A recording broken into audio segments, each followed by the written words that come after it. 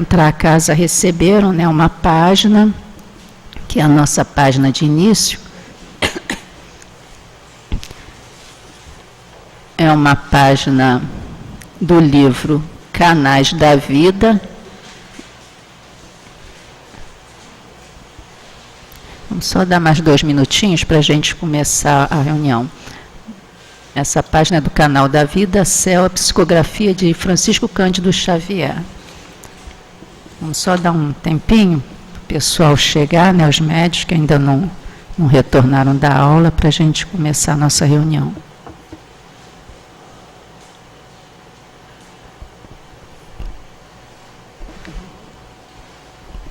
Já acabou?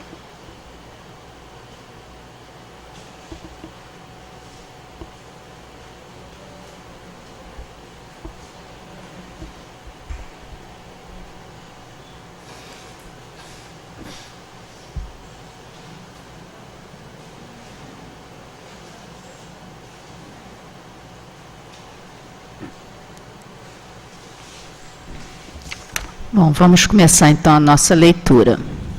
É uma página de Emmanuel intitulada Desbravamento Mediúnico.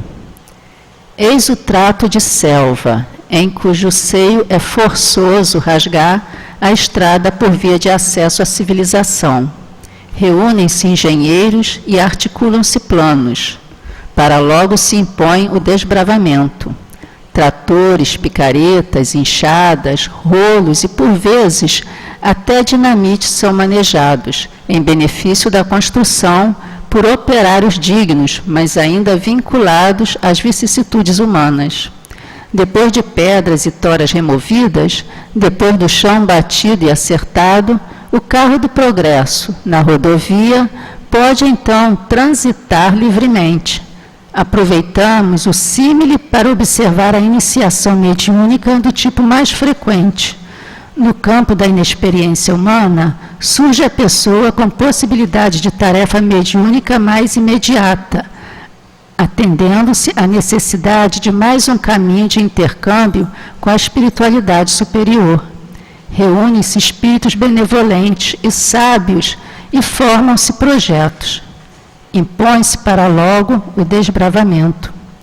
Testes educativos, lições, reformas, disciplinas e em muitas ocasiões, até mesmo grandes provas em favor do candidato, são manejados por entidades respeitáveis, mas ainda extremamente vinculadas à terra. Depois de extinta a ingenuidade negativa e afastados os caprichos pessoais, depois da mente preparada e habilitada a cooperar no serviço do bem, é que aparece a estrada espiritual de comunicação com o plano superior, de modo a ser devidamente entregue aos mensageiros da luz, que então nela transitam livremente. Destaquemos, porém, a verdade que transparece do ensinamento vivo é que a terra obedece ao homem para que se erga e conserve a benfeitoria destinada ao progresso, e a tarefa mediúnica somente se desenvolve e persiste no homem, se o homem realmente quiser. Emmanuel. É uma página bastante esclarecedora, né? Bastante bonita, né? Para dar início à nossa reunião.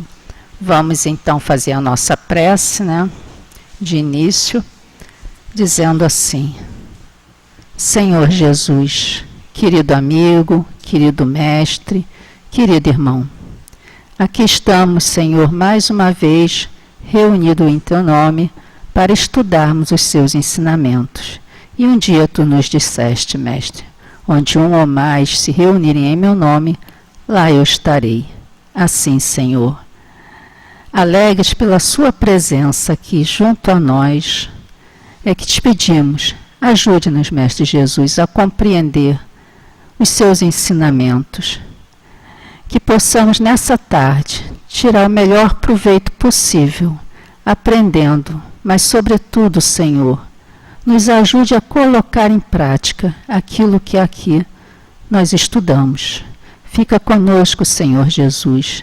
Abençoe as nossas irmãs, Rose, Abençoe a nossa irmã Cleia, que através da palavra amiga nos falará ao coração, trazendo para nós as suas reflexões acerca do assunto a ser estudado nesta tarde. Que a tua paz, Senhor Jesus, possa envolver a cada um de nós. Fica conosco, pois muito precisamos de ti. E assim, querido mestre, é que pedimos a tua permissão, a permissão desse plano superior, mas sobretudo a permissão de Deus, para darmos por iniciado o nosso estudo desta tarde. Que assim seja, graças a Deus. Bom, hoje nós vamos dar continuidade ao estudo do livro Parábolas e Ensinos de Jesus, de Caibachuto. E nós vamos ler a parábola do joio. Eu vou ler apenas a parte bíblica e vou passar a palavra, então, para a Rosemaria, que vai fazer a explanação do assunto. E diz assim, então, a parábola do joio. O reino dos céus é semelhante a um homem que semeou boa semente no seu campo. Mas enquanto os homens dormiam, veio um inimigo dele, semeou joio ao meio do trigo e retirou-se. Porém, quando a erva cresceu e deu fruto, então apareceu também o joio. Chegando os servos do dono do campo, disseram-lhe: Senhor, não semeaste boa semente no teu campo? Pois de onde vem o joio? Respondeu-lhes: Homem inimigo é quem fez isso. Os servos continuaram: Queres então que vamos arrancá-lo? Não, respondeu ele, para que não suceda que, tirando o joio, arranquei junto com ele também o trigo. Deixai crescer ambos juntos até a ceifa. E no tempo da ceifa direi aos ceifeiros: Ajuntai primeiro o joio e atai-o em feixes para os queimar, mas recolhei o trigo no meu celeiro. Está em Mateus, capítulo 13, versículos 24 e 30. Agora a gente vai passar a palavra para a nossa companheira, que vai fazer a explanação. Que Jesus possa abençoá-la e envolvê-la em vibrações de paz, de luz e de amor. Boa tarde a todos. Que o Mestre Jesus, os bons amigos espirituais que nos tutelam essa tarefa de divulgação da bendita doutrina que Jesus nos trouxe, possa estar com cada um de nós, para que o feixe de vara, que somos todos nós, possamos receber o que nos alimenta, o que nos dá força, o que nos estimula a perseverar no caminho que nós descobrimos através da doutrina espírita. Então, vamos saudar também, além de todos vocês, alguém aqui pela primeira vez? Não, ótimo. Mas com certeza alguns da internet possam ser pela primeira vez uma visita ao nosso site, né? Nossas reuniões têm essa divulgação pela internet, podem estar assistindo, então todos sejam bem-vindos, encarnados, desencarnados e aqueles que estão na internet. Então, nosso estudo de hoje, como vocês escutaram a nossa irmã falar, é a parábola do joio, né? Eu fiz aqui uns apanhados, que eu gosto muito dessas pesquisas, vocês já sabem disso. E eu venho trazer aqui algo que vem fecundar de forma mais, assim, profunda em nossos corações essa tarefa que Jesus nos trouxe quando aqui esteve e que continua entre nós através da doutrina, certo?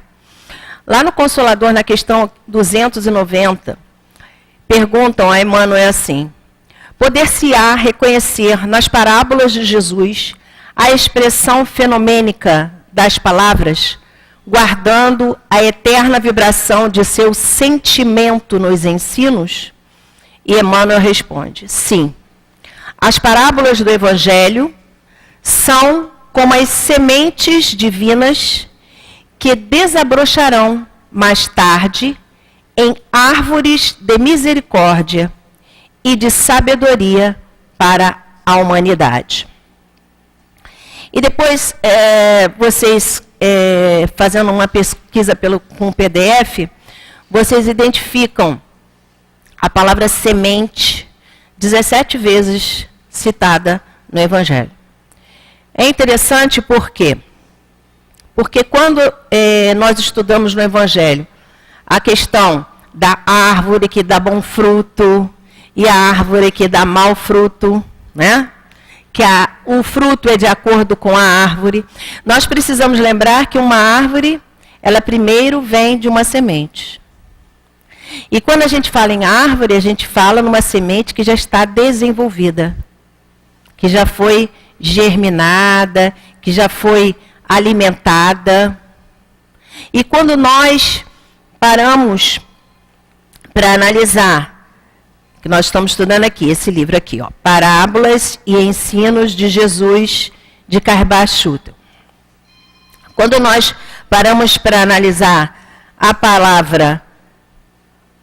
parábola do joio, nós vamos identificando pelos símbolos que nos aparecem. Todo mundo entendeu que essas palavras de Jesus, elas serão, à medida que nós desenvolvermos o nosso desenvolvimento do senso moral, quando o homem amadurecer os seus sentimentos, através das experiências e o desenvolvimento intelectual, que é fundamental para todos nós, porque não se pode fazer bolo sem saber dos ingredientes. Se você não souber misturar os ingredientes, né, não vai dar um bom produto. Então, é importante todos nós estudarmos essas pequenas palavras, porque as palavras, elas sempre vão vestir pensamentos.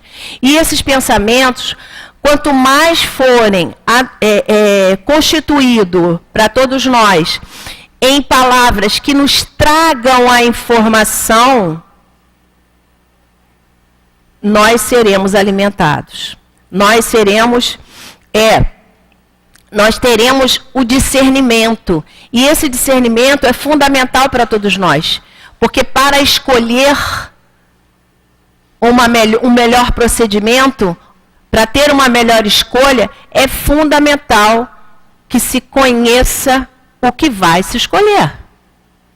Senão, fica como a nossa página vem dizendo, né? E ele diz que esse intercâmbio que nós buscamos, né? Essa chegada a esse convite que Jesus nos faz quando nos diz: vinde a mim todos vós que estão aflitos e sobrecarregados, que eu vos aliviarei. Esse convite é o convite para que nós nos elevemos.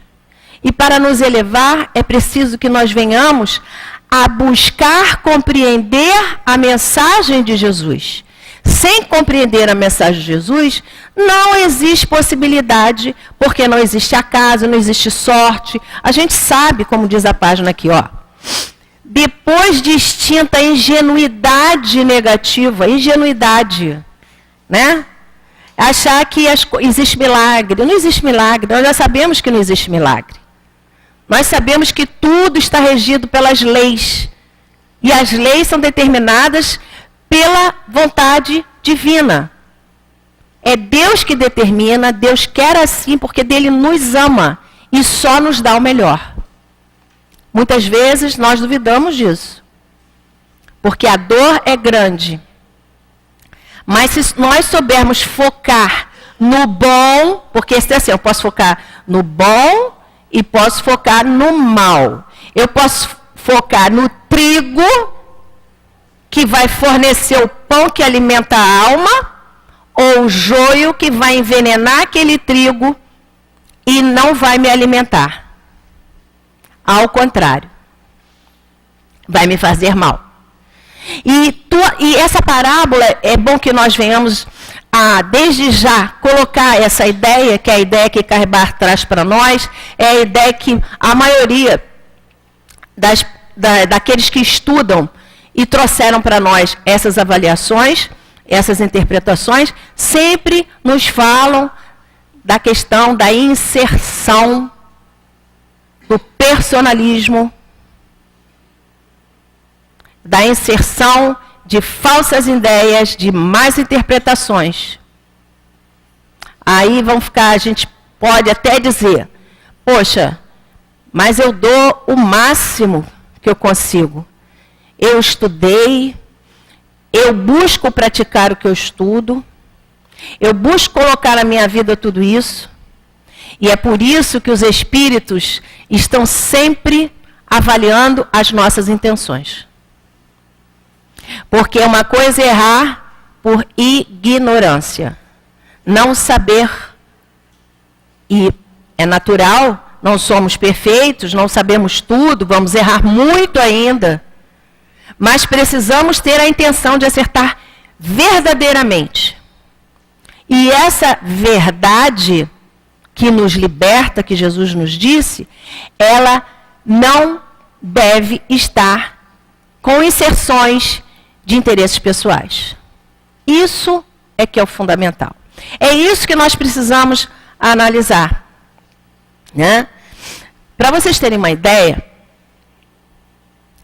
eu fiz o seguinte, eu peguei do capítulo 1 ao capítulo 8, que nós vamos estudar, nós estamos no terceiro momento do estudo, nós temos todo o capítulo 13 de Mateus, que começa com Jesus na beira do barco, porque eram muitos que queriam escutar Jesus. E depois disso nós temos a questão das parábolas, que ele diz que virá e fala da sua interpretação no primeiro capítulo, que é de 10 a 15. Temos também um pequeno pedaço, 34 a 35. Depois nós temos a parábola do semeador, que foi colocada na semana passada pela nossa companheira, que vai falar, quando Jesus fala e conta a parábola do semeador, ele está identificando dentre aqueles que ali estavam, encarnados e desencarnados, porque o mundo espiritual nunca está apartado do mundo físico que nós vivemos enquanto encarnados, e ele conta para a gente os 4 tipos de corações, os 4 tipos de gradações de maturidade dos espíritos que ali se encontravam e que existem em meio à humanidade. E se nós formos analisar, como disse nossa companheira na semana passada também, nós podemos identificar um pouco de nós em todas essas 4 partes. Por quê? Porque como espíritos imortais que somos, e com tantas coisas ainda que precisamos nos aprofundar, precisamos melhor progredir em nós mesmos, nós vamos identificar que às vezes a gente desiste de alguma coisa, às vezes a gente se melindra com aquele espinhozinho, às vezes a gente ainda não entendeu aquela questão, então ela não frutifica também em nós. E algumas outras vezes também identificamos em nós que nós já conseguimos fazer algo em benefício do próximo. Né? Aqui na lição,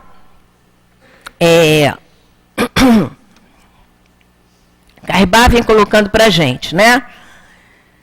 O homem tem sido em todos os tempos o eterno inimigo da verdade. Só que essa verdade aqui, que está com V minúsculo, a gente poderia botar aquela com V maiúsculo. Porque essa verdade com V minúsculo é a nossa. Com minúsculo é a nossa verdade. A verdade incompleta.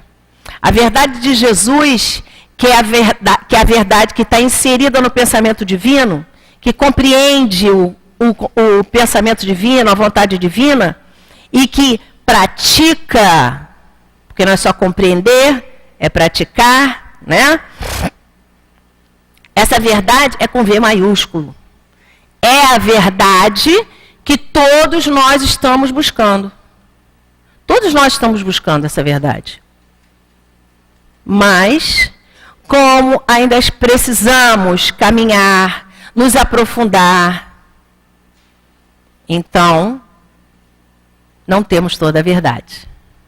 O que é natural, a gente precisa analisar as coisas sem se melindrar, sem ficar triste porque não tem a verdade toda.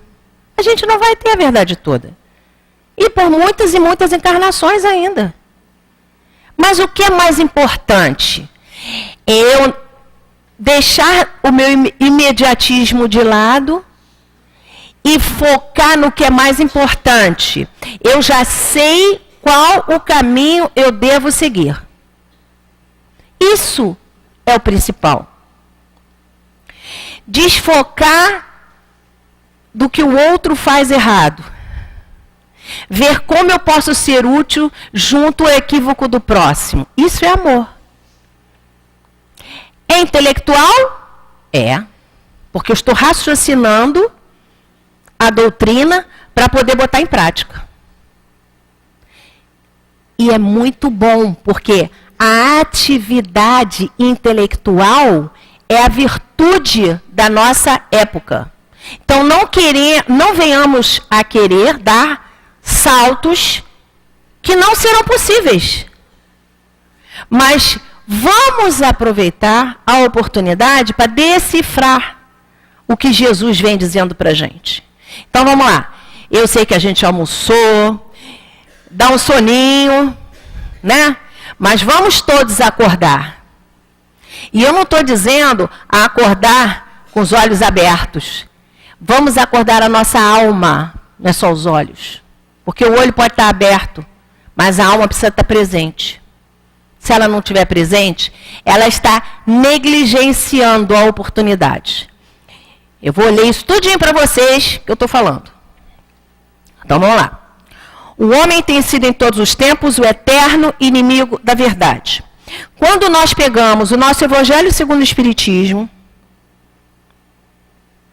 e nós formos no capítulo 5, melhor, capítulo 6, item 6, Jesus, Espírito de Verdade, vem dizendo assim para a gente: venho ensinar e consolar os pobres deserdados.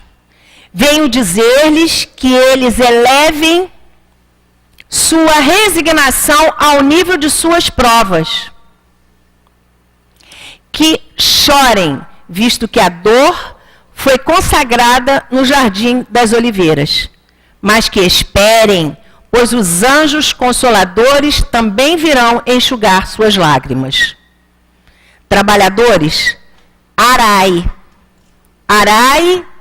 o vosso campo. Recomeçai no dia seguinte a rude jornada da véspera. Todo dia é um dia de renovação na nossa vida.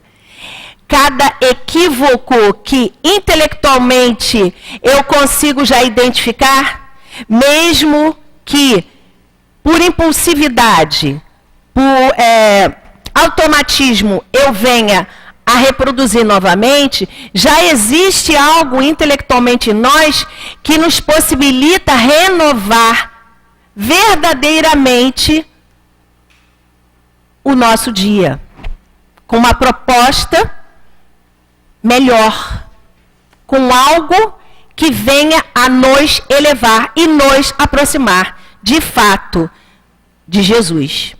E a página vem dizendo para todos nós que nós iremos executar tudo isso através dessa espiritualidade superior. Essa espiritualidade que nos cerca, os nossos anjos guardiões. Aqueles que nós conseguimos alcançar pela intuição ou pela sensibilidade, pelos laços afetivos que já construímos com eles,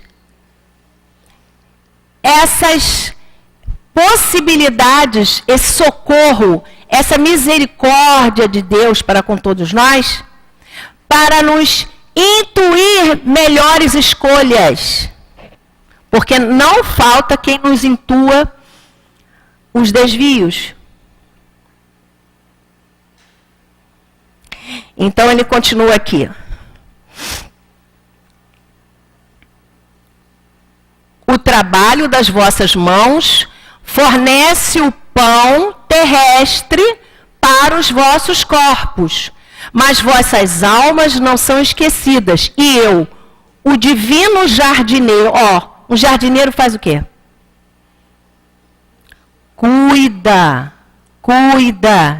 para que mais lindo fique aquele jardim, mais produtivo fique. E um jardim não é feito só de rosas, não, de antúrios, não, é feito também das árvores que dão esses bons frutos, né? Quando a hora do repouso soar, as cultivo no silêncio dos vossos pensamentos. Já repararam, hoje de manhã mesmo, eu estava em casa e eu estava pensando na parábola, pensando nas coisas, porque tudo é ao mesmo tempo, né? E aí vinha um pensamento bom. Aí do lado vinha um que eu não achava tão bom. Aí eu falava assim, esse ruim eu não quero. Eu quero essa alternativa. Porque se nós prestarmos atenção nos nossos pensamentos, como nos fala Leon Denis, lá no Problema do Ser e Destino, que tem um capítulo assim, disciplina do pensamento e reforma do caráter. Quando nós paramos para perceber o nosso pensamento e nós achamos que tudo que vem na nossa cabeça, é ideia nossa. Aliás, a gente só acha que é ideia nossa quando é boa, porque quando é ruim a gente diz que é obsessor. Né? Obsessor é que tem ideia ruim. Não pode vir a ser aqueles afins que ainda comigo me cercam. A gente se coloca, às vezes, ou muito lá embaixo, ou muito lá em cima.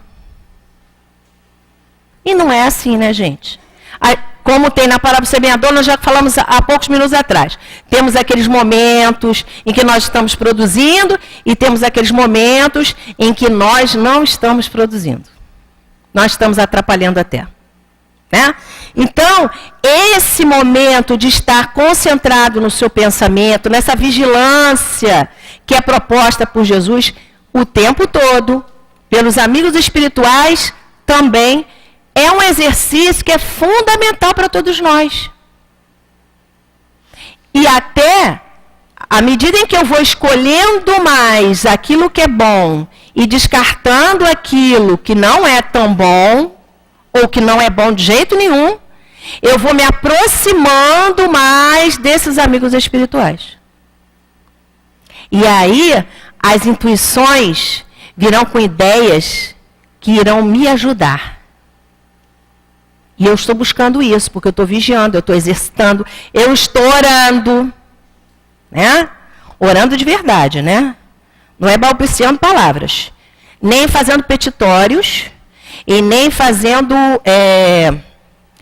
como é que chama? Barganha. Né? Então ele continua aqui. Só mais um pedacinho aqui para gente. Quando a hora do repouso soar, quando a trama de vossas vidas escapar de vossas mãos e vossos olhos se fecharem para a luz, sentirei surgir e germinar em vós a minha preciosa semente. Porque tem algumas coisas em nossas vidas que nós às vezes precisamos chegar lá no fundo do poço para pegar um impulso para subir. E quando a gente chega lá no fundo do poço, que a gente não tem alternativa, a misericórdia divina fala assim, não, meu filho não. E dá a mão. E quando é o fundo do poço, eu chamo assim, gente, espiritão. Espírito com muita luz. Porque para rebeldes como nós, sempre espíritos com muita possibilidade para nos ajudar. Né? Então, voltando aqui ao nosso Caribá. Ele tem dito assim, a todos os actos da sua luz, opõe uma sombra para obscurecê-la ou desnaturá-la. Né? Lembrando uma outra passagem também, do Evangelho segundo o Espiritismo, no capítulo 5, quando Jesus nos diz, como está aqui já, eu vou ler para vocês, que está rapidinho, né? Todas as verdades se encontram no cristianismo. Os erros que nele criaram raízes são de origem unicamente humana. E eis que do outro lado do túmulo, onde acreditáveis que nada existia, vozes vos gritam: irmãos, nada morre. Jesus Cristo é o vencedor do mal. Sede os vencedores da impiedade. O mal. Tudo que não está de acordo com a vontade divina. Aí vocês vão dizer assim, mas é complicado. Se eu não consigo entender o pensamento divino, como é que eu vou fazer a coisa certa? Aí o Evangelho não nos diz, fora da caridade não há salvação? Não são 3 crivos? São benevolência para com todos. Todos. Vou repetir. Todos. Não é para quem eu escolher. Indulgência para com a imperfeição do próximo. Olha, essa é outra que é difícil.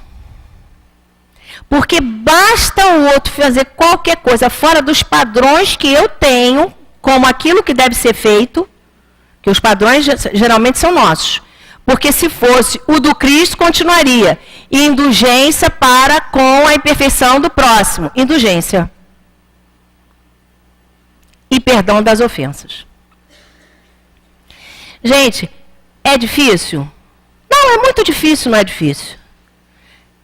Mas esse é o caminho. O remédio é esse. A gente vai germinar a semente da doutrina espírita nos nossos corações sendo caridoso. E a caridade não pode ser do ponto de vista nosso.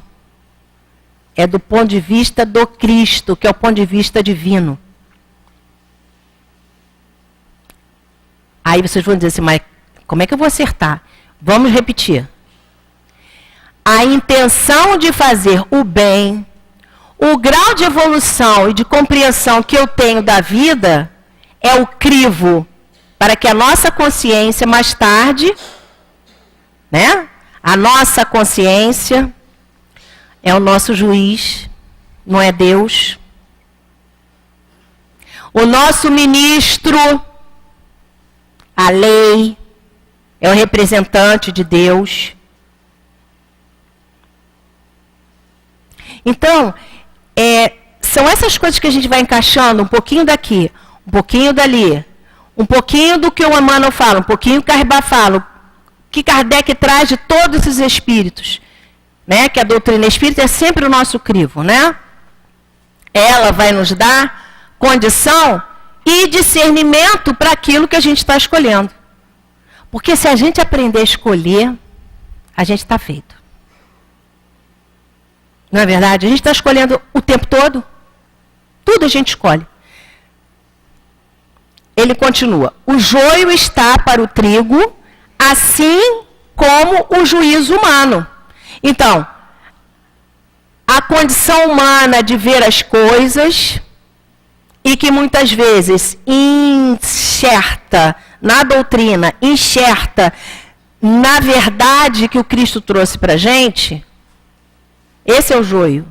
O joio da parábola são as inserções humanas, são as falsas interpretações. Eu estou repetindo, não é sem querer não, é para a gente fixar mesmo. Porque quando a gente estiver analisando isso, se a gente estiver vigiando, a gente vai estar analisando isso. A gente vai parar, porque o nosso mal é que a gente está no automatismo. Quase sempre a gente está no automatismo. Se a gente for mais calmo para agir, às vezes você, quando está meditando em torno dessas ideias, ou quando alguém te surpreende com alguma coisa que te deixa assim meio fora do ar, e você não tem resposta, você não tem que responder na hora. Você diz assim, só um pouquinho que eu vou ali e já volto. Vai aonde vocês quiserem, mas leve pelo menos 1, 2 minutos, no mínimo, ao menos para pedir socorro para o anjo guardião para ajudar você na resposta que você vai dar.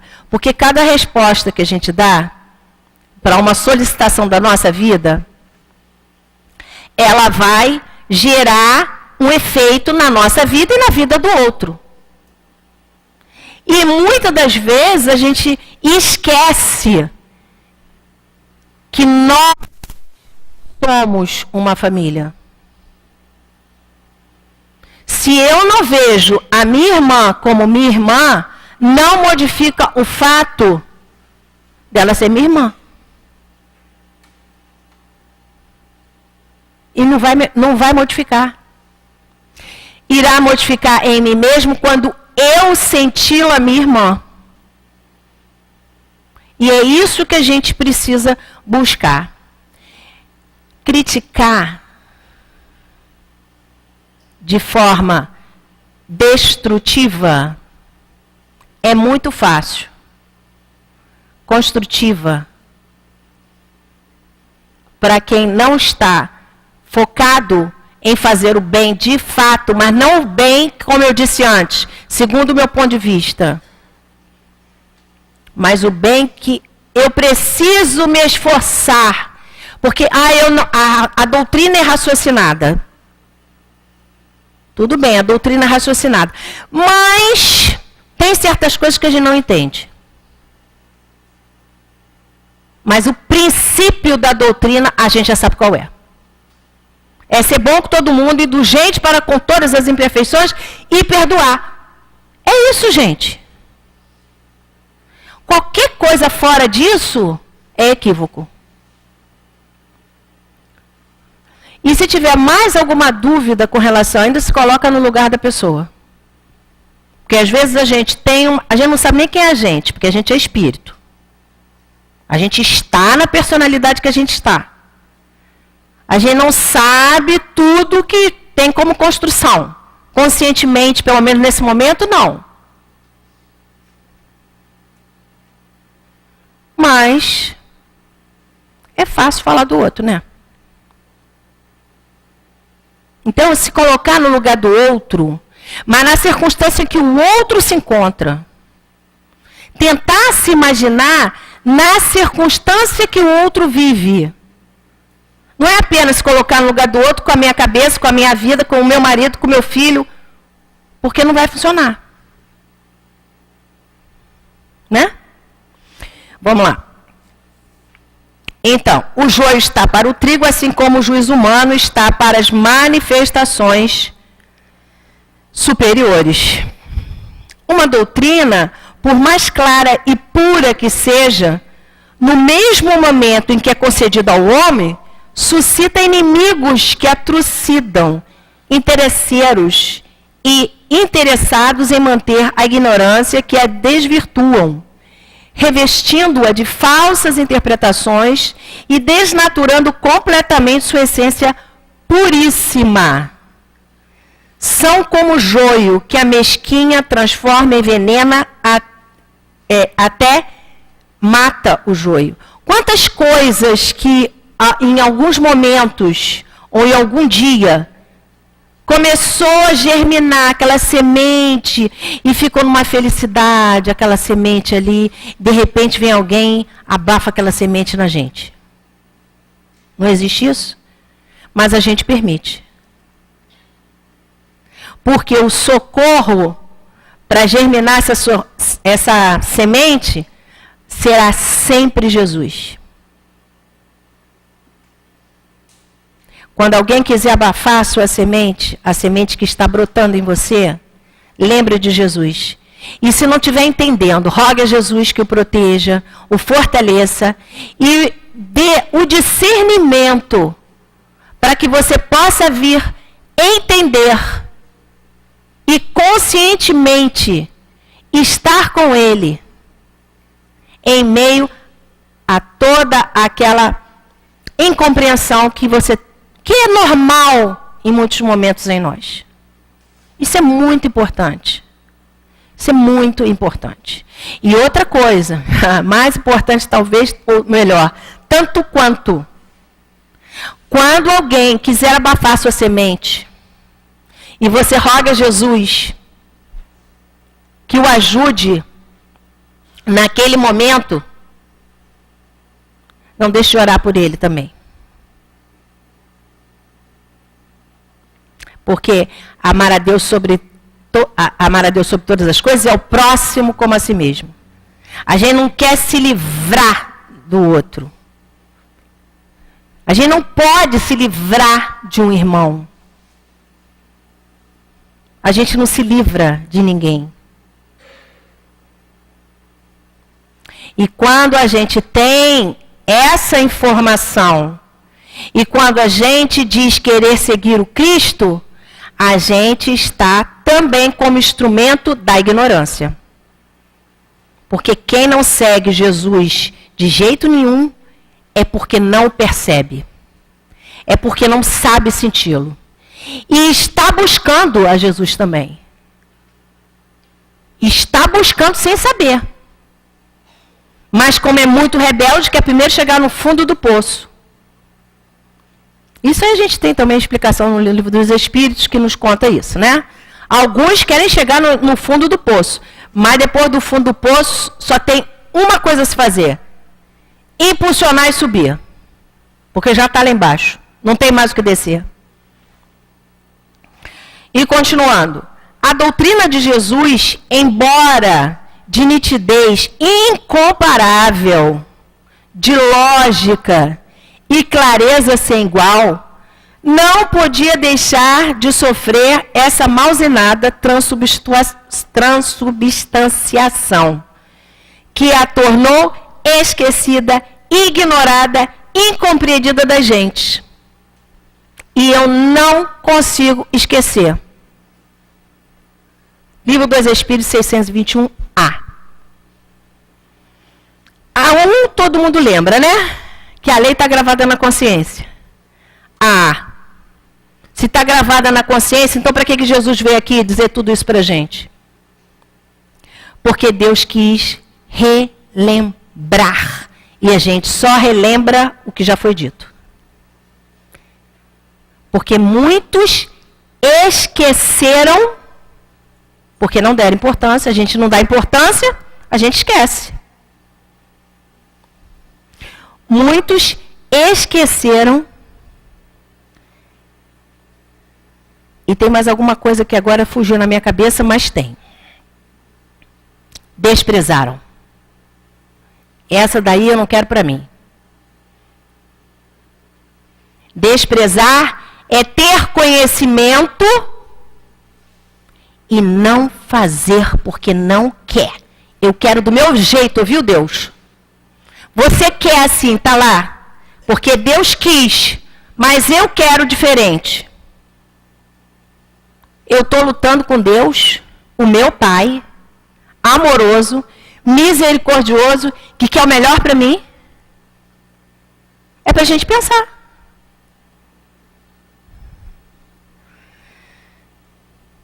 Continuando. Embora, resumindo-se a religião do Cristo no amor a Deus e ao próximo, no merecimento pelo trabalho, pela abnegação, pelas virtudes ativas. Virtudes ativas.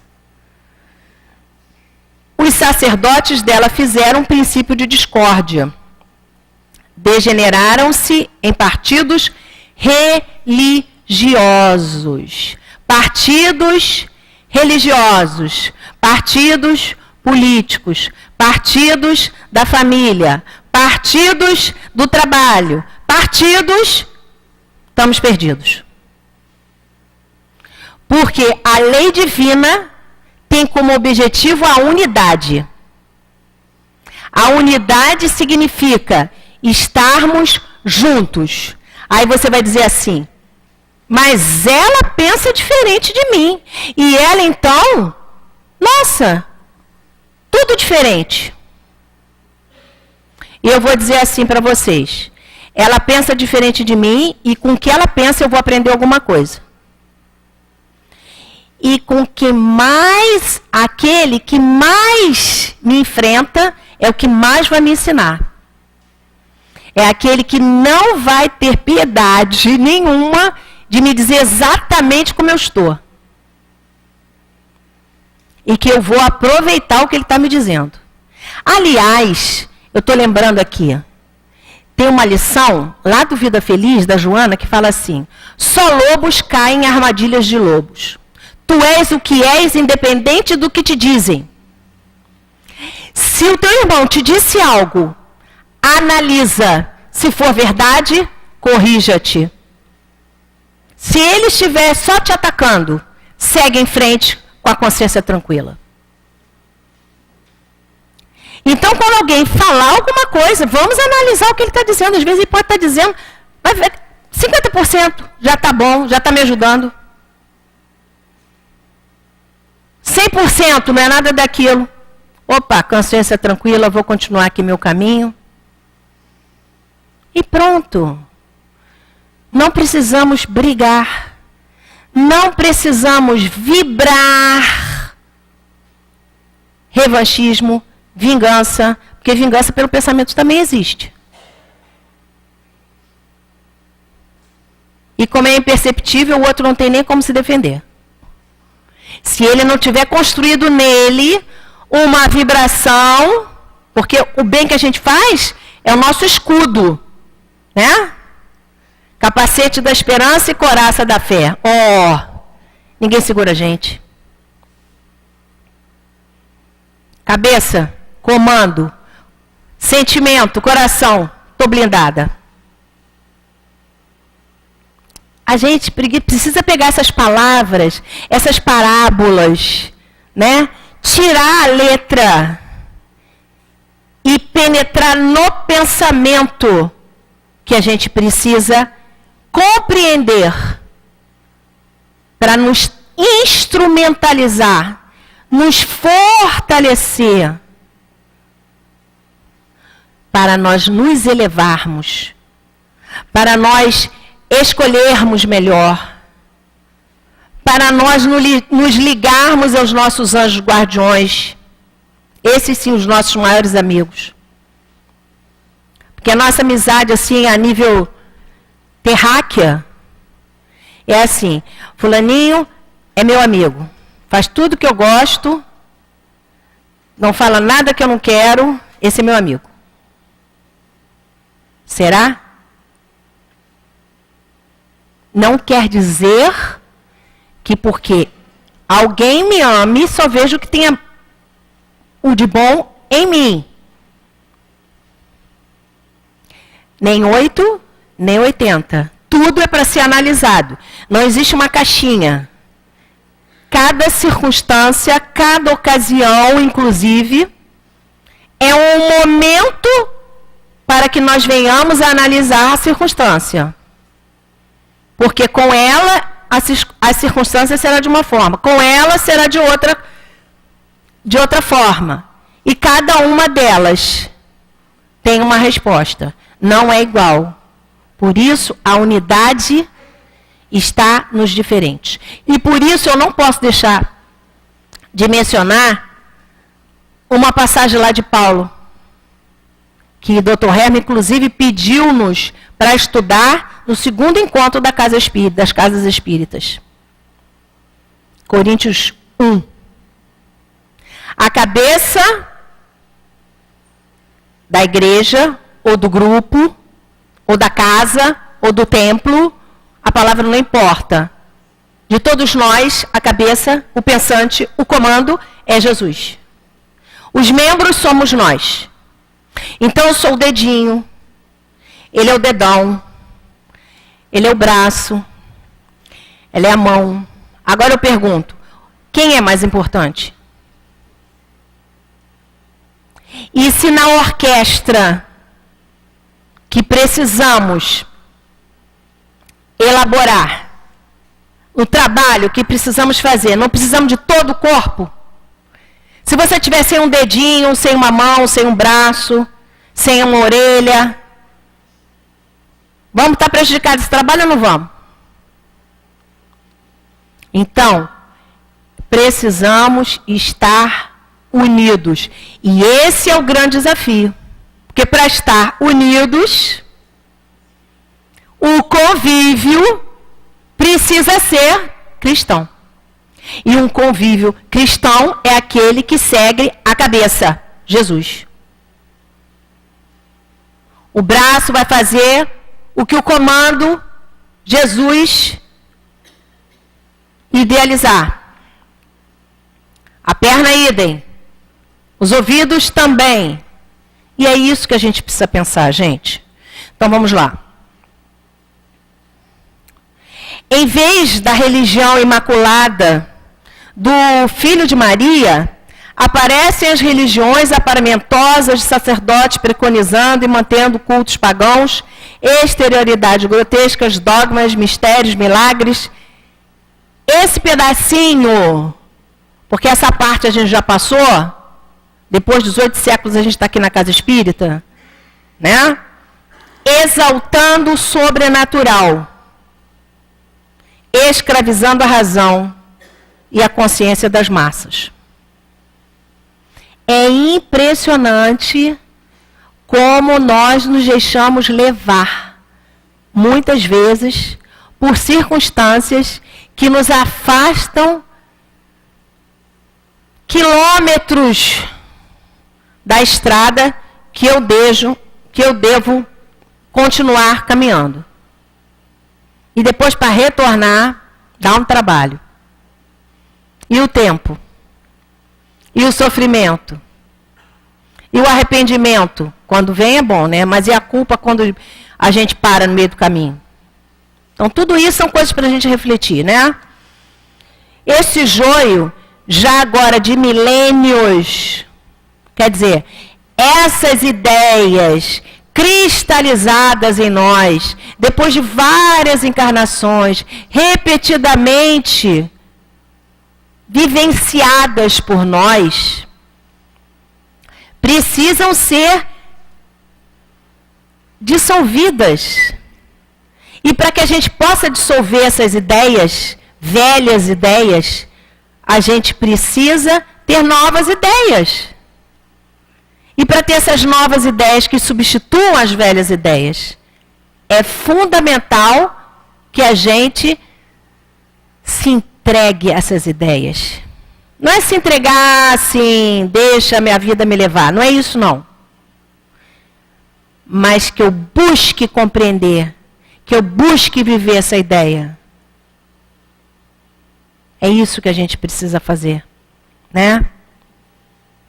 Então, esse joio já agora de milênios e que começou a surgir por ocasião da semeadura do bom grão, né? Desde que o mundo é mundo, existe a verdade. Mas ela está sempre sendo vivenciada de acordo com o grau de evolução daqueles espíritos em torno dessa ideia.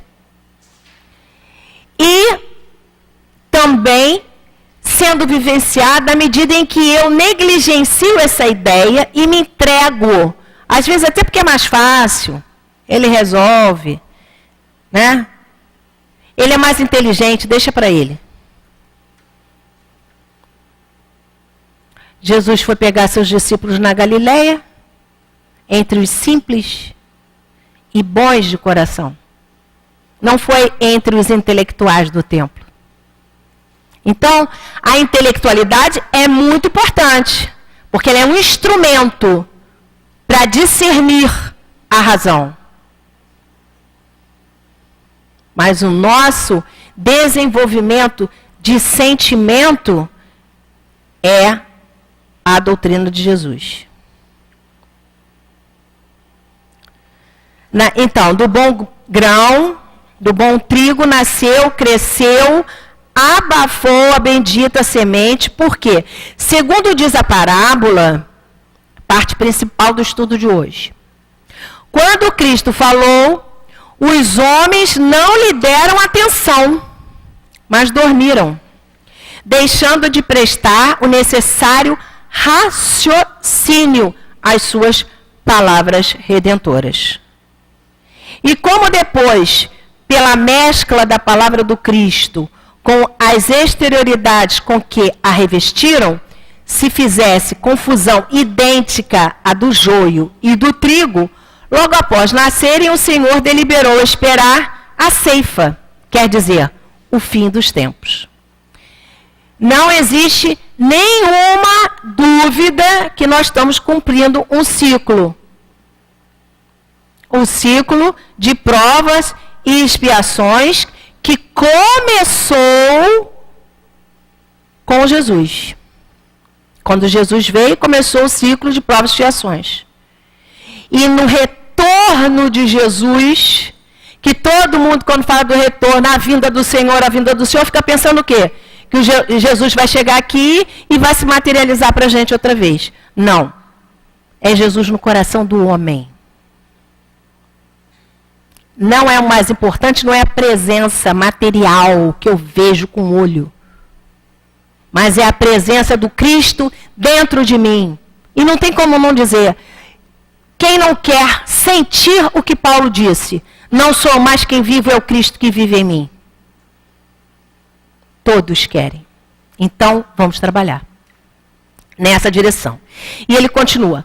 Logo após nascerem, o Senhor deliberou esperar a ceifa, quer dizer, o fim dos tempos, que das religiões sacerdotais, com as suas pompas, para que os ceifeiros ficassem encarregados de queimar o joio e recolher o trigo ao celeiro. O trigo é o fruto, o bom fruto que nos dá o pão da vida eterna, da vida espiritual, da vida sem influência da matéria, da vida com Jesus, da vida convivendo com Deus também. Porque Jesus está em Deus, Deus está em Jesus, não foi isso que ele falou? E não é isso que a gente quer? Então, né? E o fogo aqui tem como símbolo a verdade. Porque a verdade, ela vem e nos liberta. Não foi à toa que Jesus falou. Conhecereis a verdade e a verdade vos libertará. Né? E quando ele fala que ele irá, aqui quando ele coloca aqui, e os ceifeiros ficarão encarregados de queimar o joio. Né? E ele fala assim, que é o ranger de dentes, que ele diz, né? Lá no Evangelho, quando a gente não faz o que tem que fazer. Então, entregar ele ao ranger de dentes. Reencarnações. Porque enquanto as nossas ideias e as nossas atitudes, nossos pensamentos estiverem vinculados às questões materiais, de interesse pessoal, de inserção na doutrina do Cristo, do que nós temos como conceito, como se nós fôssemos o próximo por Deus, e pudesse falar assim, olha aqui Deus, o negócio é o seguinte, não concordo contigo não, o que você acha daquilo? Vamos mudar isso? Nem isso a gente faz. A gente diz, não vou fazer. A gente não pergunta, né? Então vamos lá. É o que estamos fazendo, e estes escritos elucidativos não têm por fim elucidar a doutrina do Cristo, que é toda luz, mas queimar com a chama sagrada da verdade o joio malfazejo, reduzi-lo a cinzas, a fim de que o cristianismo domine, esclarecendo no coração humano o amor a Deus e fazendo prevalecer o espírito da fraternidade. Já viu que o negócio é conviver amando, né? Olha, gente, mas é amando de verdade. Não é de sorrisinho, de tapinha nas costas, não. Bateu numa face, dá outra face. Aí você vai dizer assim, face, eu vou dar outra. Bateu com o mal, retorna com o bem. Esse é o significado que Jesus deixa para a gente. Único capaz de resolver as questões sociais e estabelecer a paz no mundo. Único. Por quê? Não adianta querer lutar contra a força geradora do universo, que é Deus. cuja vontade única rege tudo. Gente, a gente diz que ama a Deus, que ama e segue a Deus. Como é que a gente pode fazer tudo o contrário? Como é que a gente pode achar que Deus dá alguma coisa que não é boa pra gente, se a gente diz que ama a Deus? Que amor é esse? É pra gente parar para pensar. Não é uma acusação. É só pra gente refletir. A gente precisa refletir nisso. Os miasmas, os pensamentos, as vibrações que não querem que Jesus se instale nos nossos corações são muito grandes. E a gente não pode se deixar de contaminar com isso. Tudo que for para gerar desarmonia, divisão, é o equívoco e o atalho para a dor. Para o afastamento de Deus. Não existe nada onde se divida que nós venhamos a nos aproximar de Deus. Não existe atitude que divida que nos aproxime de Deus. Não existe. Caminhar na direção da unidade divina, eis o objetivo da humanidade. E nós somos a humanidade. Então, para concluir, como eu disse a vocês, nós temos o capítulo 13. O capítulo 13, ele começa lá na praia. Jesus no barquinho e a multidão. Todo o capítulo 13, todo, é de parábolas. Todo.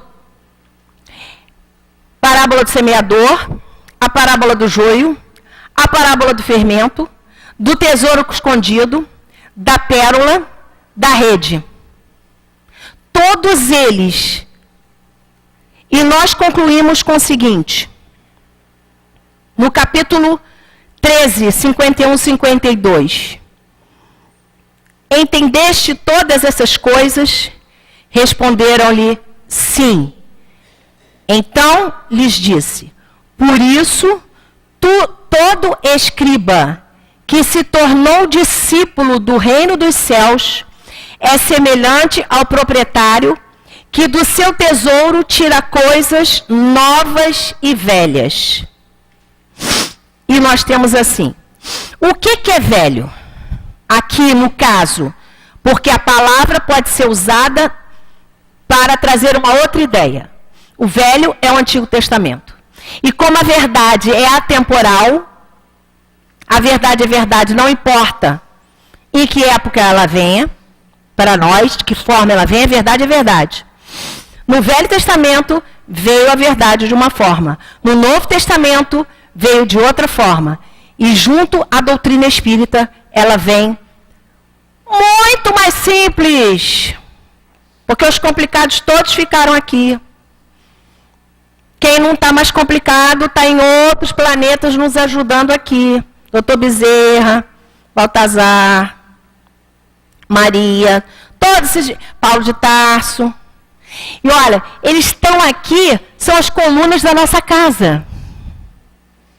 É porque, como eu disse no início, não existe separação do mundo espiritual e do mundo material. O que existe é a não percepção desse mundo superior que continua investindo em todos nós. E isso que foi escrito por Mateus, né? Do Evangelho de Mateus. O doutor judeu que se tornou discípulo do Cristo possui e administra toda a riqueza antiga, porque ele escreve o Evangelho para os judeus, acrescentada das perfeições novas que Jesus lhe traz. Esse elogio do escriba cristão resume todo o ideal do Evangelho de Mateus e tem bem a aparência de ser a sua assinatura discreta.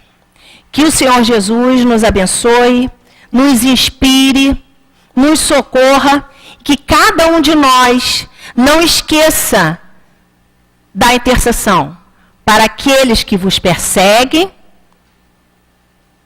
para aqueles que são categorizados como inimigos, porque todos esses também são nossos irmãos. Vamos orar. O nosso país está precisando muito. A nossa casa está precisando muito. As nossas famílias estão precisando muito. A humanidade inteira está precisando mais de Jesus. Muita paz. Queremos agradecer, né, a nossa irmã. Foi muito bom o estudo, né? Tem muita coisa aí para a gente refletir, né? E agora, então, a gente vai passar para a segunda fase dos nossos trabalhos, que consiste na leitura do Evangelho e no trabalho dos passes. A gente hoje vai ler o capítulo 10, Bem-aventurados que são misericordiosos, que vai do item 11 ao item 13. Mas eu vou ler apenas o 11 e o 12. Não julgueis para não serdes julgados. Que aquele que está sem pecado atire a primeira pedra. Item 11. Não julgueis para não serdes julgados, pois sereis julgados segundo houverdes julgado os outros. E com a medida com que tiverdes medido, vos medirão também a vós. Está em Mateus capítulo 7, versículo 1 e 2. Item 12. Então os escribas e os fariseus trouxeram-lhe uma mulher que havia sido apanhada em adultério, e a fizeram ficar de pé no meio do povo, e disseram a Jesus: Mestre, esta mulher foi surpreendida em adultério. Ora, Moisés nos ordenou, na lei, apedrejar as adúlteras. Qual é, pois, a vossa opinião sobre isso? Falavam assim, tentando-o, a fim de terem do que acusá-lo. Jesus, porém, abaixando-se, pôs a escrever com o dedo na terra. Como eles continuassem a interrogá-lo, Jesus levanta-se e diz: Que aquele dentre vós que está sem pecado, atire a primeira pedra. Depois, abaixando-se novamente, continuou a escrever sobre a terra. Mas eles, ouvindo-o falar daquela maneira, foram se retirando, um após o outro, saindo primeiro os mais velhos, e assim Jesus ficou só com a mulher, que estava no meio da praça. Então, levantando-se, ele diz: Mulher, onde estão os teus acusadores? Ninguém te condenou? Ela respondeu: Ninguém, Senhor. Disse-lhe Jesus: Eu também não te condenarei. Vai e no futuro não peques mais. Está em João, capítulo 8, versículos 3 a 11. Bom, depois vocês complementem, né, o item 13 em casa. Agora vamos pedir aos nossos médiuns, né, para que tomem seus lugares, para que possamos dar início, então, ao trabalho dos passes. Pedimos a todos que não dispersem o pensamento, né, que continuem focando na figura de Jesus, né, para que a harmonia, né, continue a prevalecer aqui na casa, né, porque esse momento todo, né, de estudo, de paz, foi preparado pelos nossos irmãos, né, desencarnados, trabalhadores da casa, para que todos nós pudéssemos, né, possamos tirar o melhor proveito deste momento. Então vamos pensar no nosso Rabi da Galileia, vamos mentalizar o que nós desejamos, né, em termos de saúde, de paz, de luz, de aprendizado, para que a gente possa então receber, né, aquilo que nós merecemos, aquilo que nós necessitamos, e mantemos então assim, dessa forma, né, o nosso ambiente harmonizado.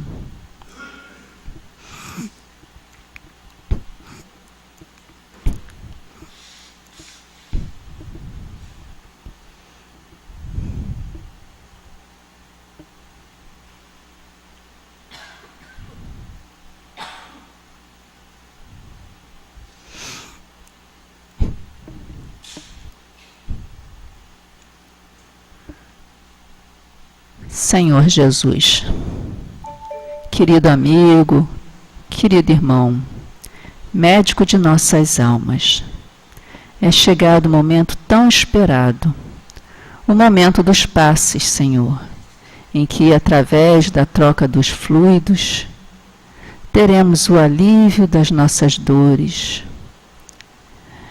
teremos o descanso, o repouso. Te pedimos nesse momento, Senhor, que possamos ser todos abençoados, encarnados e desencarnados, mas que possamos, Senhor, nesse momento, receber o remédio necessário para o alívio das nossas dores.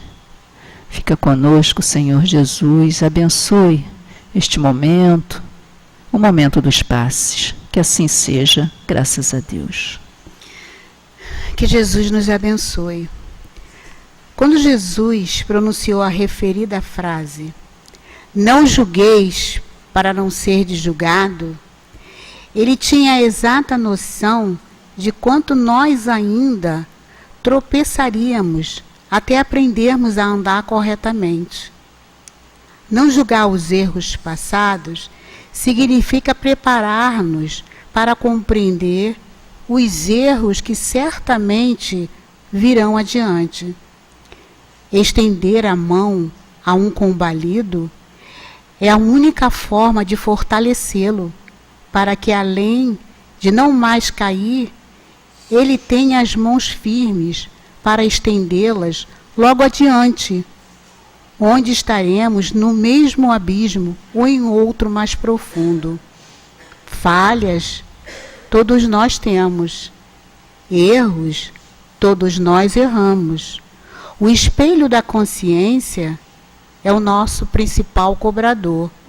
Portanto, desencumbamo-nos da missão de apontar os equívocos dos outros, que até mesmo por defesa encontrarão vastos argumentos para apontar os nossos.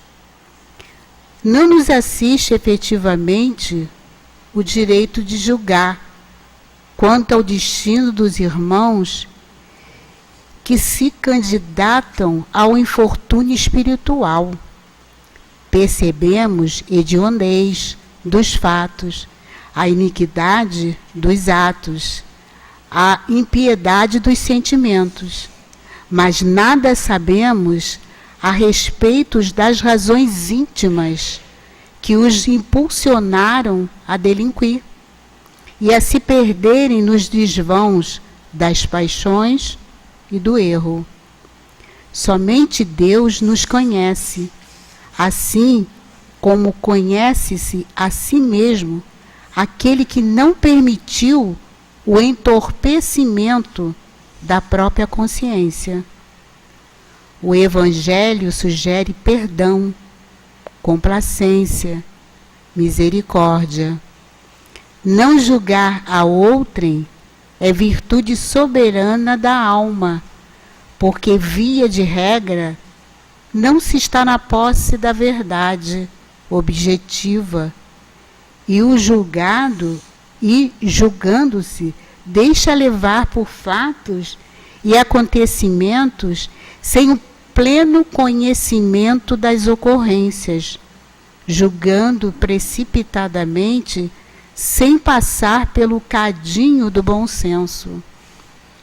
Não façamos julgamentos precipitados de situações, de pessoas, de companheiros, de amigos. Verifiquemos antes em que estação do tempo estagia a alma de quem vamos julgar, se naquele instante precisamos fazer isso. Se descobrirmos que o inverno envolve aquela criatura, estendamos a contribuição do sol da nossa amizade, o adubo do nosso auxílio, a proteção do nosso carinho. Jesus jamais julgou as faltas daqueles que lhe eram apresentados sob delitos, apesar de ter a visão global dos acontecimentos. E talvez, por isso mesmo, porque conhecesse a debilidade humana, recomendou-nos que a ninguém julgássemos, porquanto pela forma como seja considerada a fraqueza alheia, assim cada um terá a sua considerada. Elevemos os nossos pensamentos a Jesus e a Ele supliquemos perdão as nossas faltas e que Ele nos ajude a não julgar, mas sim a compreender o irmão de jornada, aprendendo diariamente os seus ensinamentos. Que Jesus possa nos envolver e nos fortalecer nessa nossa caminhada para que possamos compreender os irmãos que estão ao nosso lado. Graças a Deus. Mestre amado Jesus, só temos a te agradecer, Senhor, por mais essa oportunidade de termos chegado à tua casa para estudarmos junto a ti. Obrigada, Senhor, por tudo que recebemos na tarde de hoje. Mas nos ajude, Senhor, a compreender a sua doutrina, os seus ensinamentos, para que possamos desenvolver em nós o sentimento da fraternidade, para que possamos ser mais um na tua seara de trabalho, trabalhando no bem, trabalhando a nós mesmos os nossos sentimentos, para que possamos seguir os teus passos, Senhor, junto de ti, do teu coração amado, em direção à luz. E que a paz, Senhor Jesus, possa estar conosco sempre. Permanece conosco. Permita, Senhor, que possamos levar para os nossos lares as vibrações de paz, de harmonia que aqui nós encontramos. E assim, querido e amado Mestre, alegres por termos chegado aqui, alegres por termos aprendido um pouco mais dos teus ensinamentos, de termos recordado aquilo que tu há tanto tempo já vem nos falando, é que pedimos a tua permissão para darmos por encerrado a reunião da tarde de hoje. Que assim seja, graças a Deus.